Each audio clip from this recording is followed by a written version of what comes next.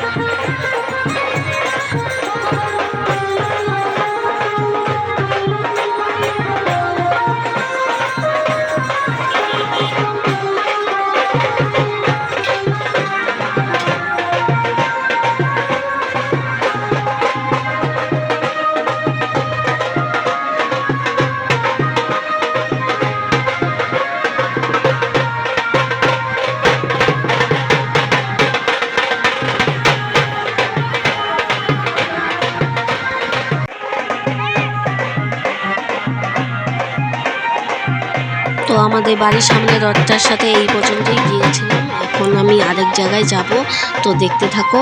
তো এখন আকাশটা এত খারাপ করেছে কি বলবো, তো কালো করে রেখেছে, দেখতেই পাচ্ছ তোমরা আকাশের পরিস্থিতি। খুব মেঘ করেছে, যখন তখন বৃষ্টি নামতে পারে। তো সেটাই হয়েছে, অর্ধেক রাস্তা যেতে না যেতেই বৃষ্টি, ঝমঝমিয়ে বৃষ্টি। তারপরে বৃষ্টি পড়া চালু হয়েছে দেখে আমরা একটা বাড়িতে উঠলাম। তো উঠার পরে বৃষ্টিটা যখন একদম কমে গেল, তখন আবার আরেকটা রথের সাথে রথযাত্রায় চললাম। তো দেখতে থাকো। তো এটাও পাড়ার রথ। তো এই রথটা এবার প্রথম, তাই ভ্যানের মধ্যে রথ বানিয়েছে, খুব সুন্দর হয়েছে। দেখাবো লাস্টে, যখন মানুষ কম থাকবে রথের সামনে, তখন তোমাদের ঠাকুরের ভিডিও সব আমি দেখাবো। তো এই রথটাতে একদম পুরো সম্পূর্ণ গিয়েছিলাম।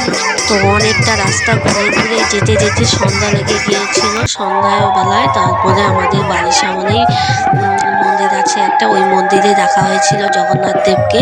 তো ঘুরে ঘুরে গিয়েছিলাম, তাই অনেকটা সময় লেগে গিয়েছিল। মানে পাড়াতেই, দুটোই পাড়াতে, তাও অনেকটা সময় লেগেছিল। তো যাওয়ার পরে ওখানে ফাঁকা ছিল, তো আমি ঠাকুরের সবার প্রতিমার দর্শন তোমাদের করিয়ে দিলাম সবাইকে। তো কেমন হয়েছে ভিডিওটা অবশ্যই জানিও, রথটা কেমন হয়েছে ছোটোর মধ্যে, ভালো হলে অবশ্যই জানিও। তো আজকে এই পর্যন্তই। তো আমাদের রথের ভিডিওটা কেমন লাগলো অবশ্যই জানিও, আর আমাদের চ্যানেলটাকে সাবস্ক্রাইব করে আমার পাশে থেকো। ধন্যবাদ সবাইকে।